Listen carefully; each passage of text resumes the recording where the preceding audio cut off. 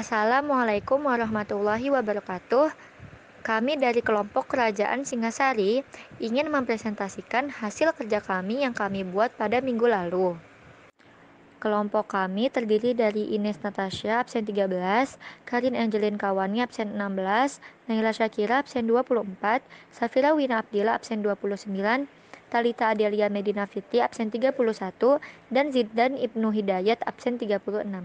Nah, materi yang akan kita bahas pada kali ini adalah ekonomi Kerajaan Singasari, sosial budaya Kerajaan Singasari, dan yang terakhir, sistem pemerintahan Kerajaan Singasari. Oke, jadi pertama saya akan menjelaskan tentang bagaimana kehidupan perekonomian Kerajaan Singasari pada masa yang lampau. Dari beberapa sumber yang saya dapat, banyak yang bilang kalau informasi tentang kehidupan perekonomian Kerajaan Singasari ini cukup minim.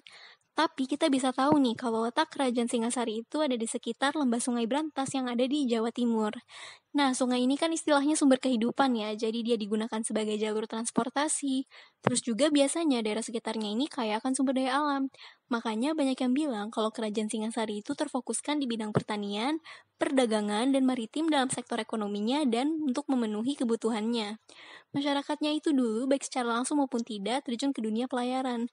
Terus juga sungai ini membuka peluang bagi Kertanegara. Jadi dia ini salah satu rajanya Singasari untuk bisa melakukan ekspansi atau perluasan wilayah dan mengamankan wilayah-wilayah yang strategis pada masa kepemimpinannya hingga Singasari ini bisa mencapai masa kejayaannya.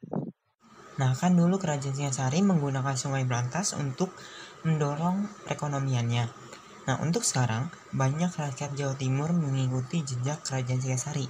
Masyarakat Jawa Timur juga menggunakan Sungai Brantas untuk memenuhi asupan air untuk sektor pertanian. Nah, Sungai Brantas maupun anak-anak sungai yang lain menjadi sumber air yang memadai. Sungai Brantas memiliki fungsi yang sangat penting bagi Jawa Timur, mengingat 60% produksi padi berasal dari areal persawahan sepanjang aliran sungai ini. Nah, sampai sekarang, Sungai Brantas salah satu pendorong perekonomian Jawa Timur. Selanjutnya, saya akan menjelaskan kehidupan sosial masyarakat Singasari pada masa itu. Menurut Kitab Pararaton dan Negara Kertagama, kehidupan sosial masyarakat Singasari diliputi suasana yang aman dan damai. Bahkan, kehidupan religius mereka sudah maju sejak zaman Ken Arok. Kehidupan sosial masyarakat Singasari pada masa itu pun tergantung dengan siapa raja yang memimpin.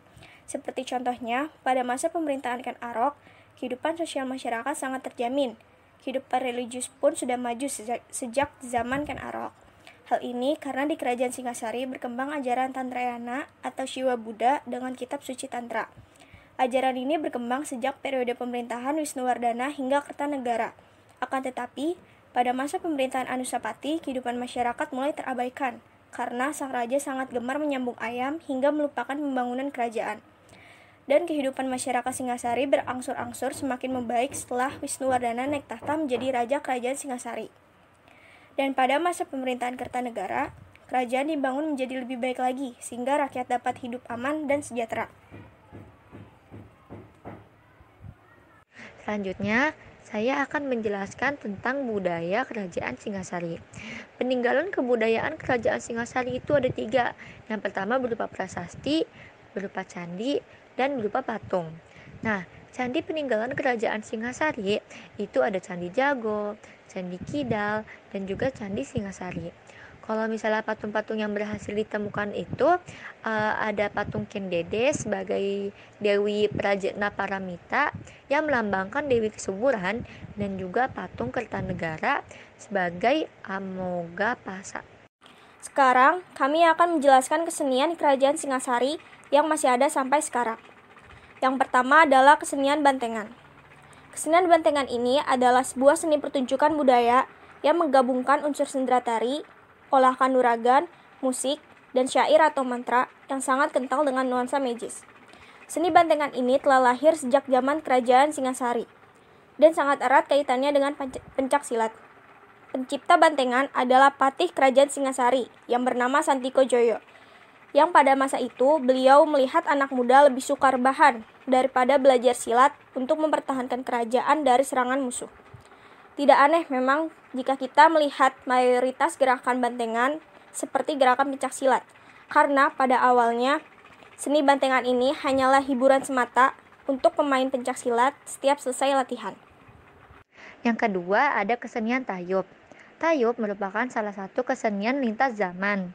Kesenian ini sudah ada sejak zaman Kerajaan Singasari sebelum akhirnya menyebar ke Keraton Surakarta Hadiningrat. Nah, seiring bergantinya zaman, fungsi tayub ini bukan sekedar sebagai media untuk bersenang-senang di berbagai kalangan. Dari tarian ini, lahirlah beberapa ledek legendaris.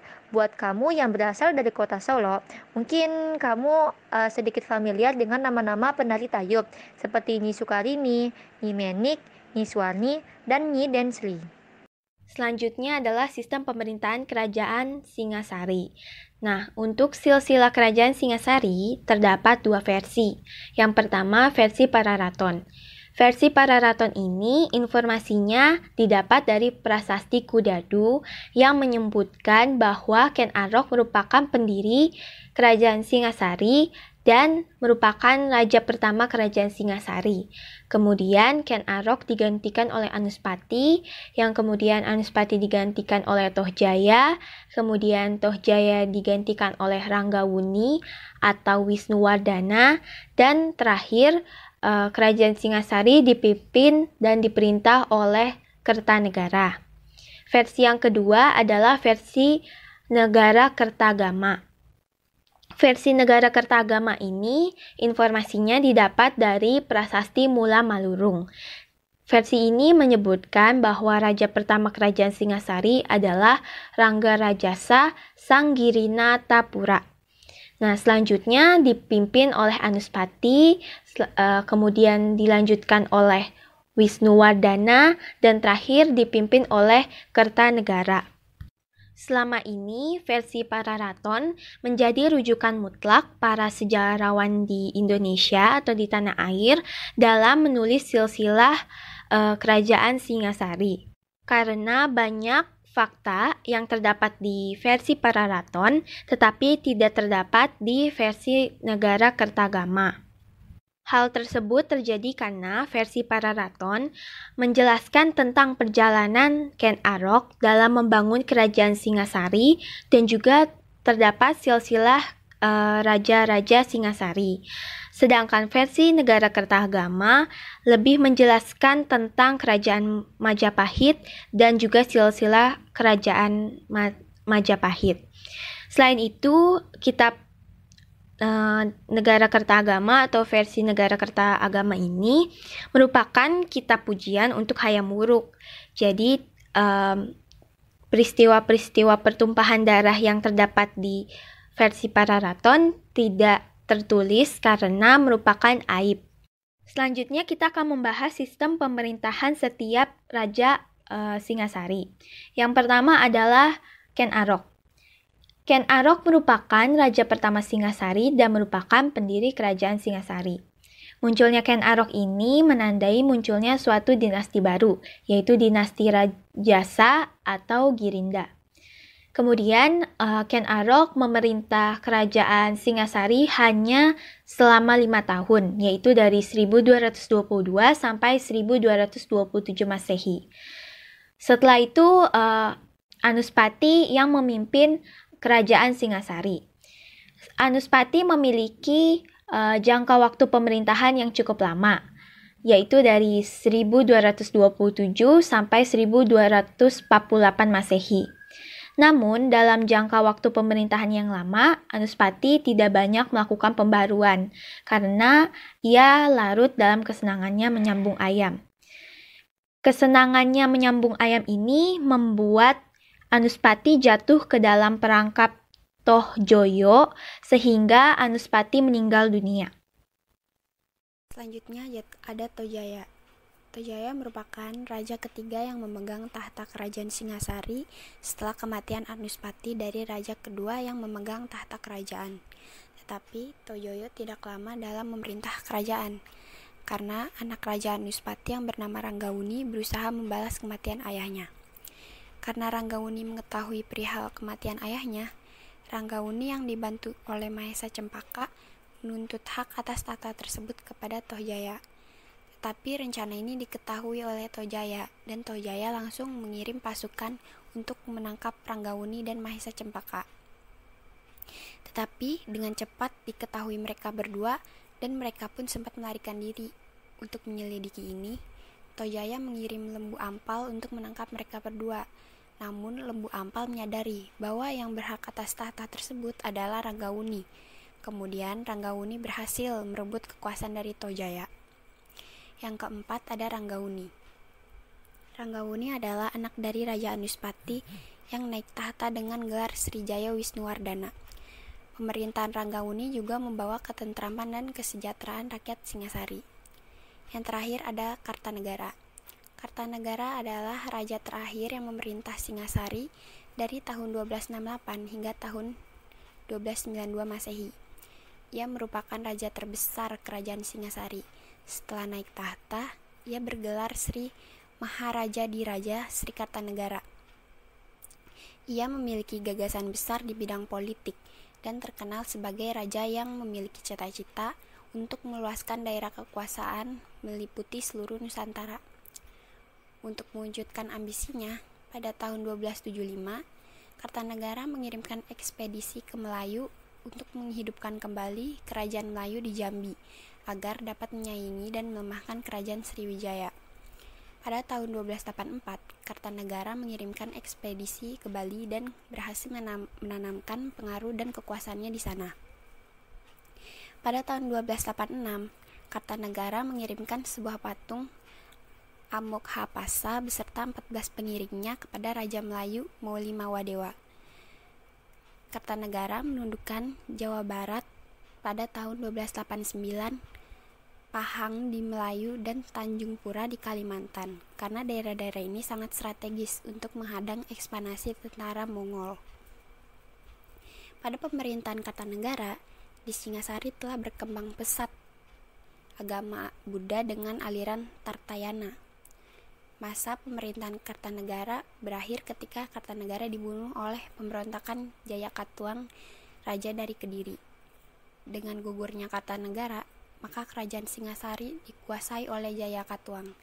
Ini berarti berakhirnya kekuasaan kerajaan Singasari. Sesuai dengan agama yang dianutnya, Kartanegara kemudian didarmakan sebagai Siwa Buddha di Candi Singasari. Arca perwujudannya dikenal dengan nama Jokodolok. Berikutnya kita akan membahas pengaruh dan peninggalan sistem pemerintahan kerajaan Singasari yang masih ada di Indonesia. Nah, yang pertama adalah Kitab Negara Kertagama.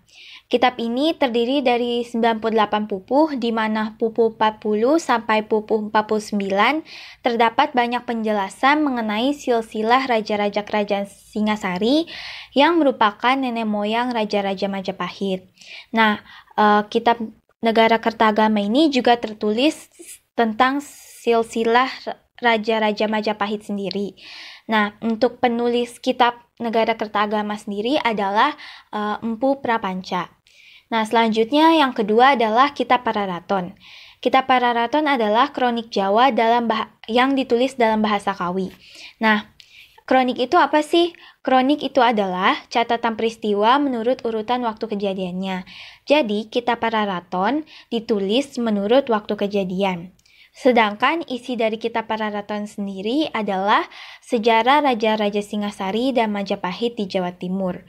Untuk penulis dari Kitab Pararaton belum diketahui sampai saat ini. Peninggalan sistem pemerintahan kerajaan Singasari. Jadi, pada saat sistem pemerintahan Kartanegara, kerajaan Singasari sudah menerapkan politik dalam negeri dan luar negeri, yang dimana Indonesia sekarang menganut politik dalam negeri dan luar negeri. Hal inilah yang menunjukkan adanya pengaruh yang dibawa oleh kerajaan Singasari ke masa sekarang.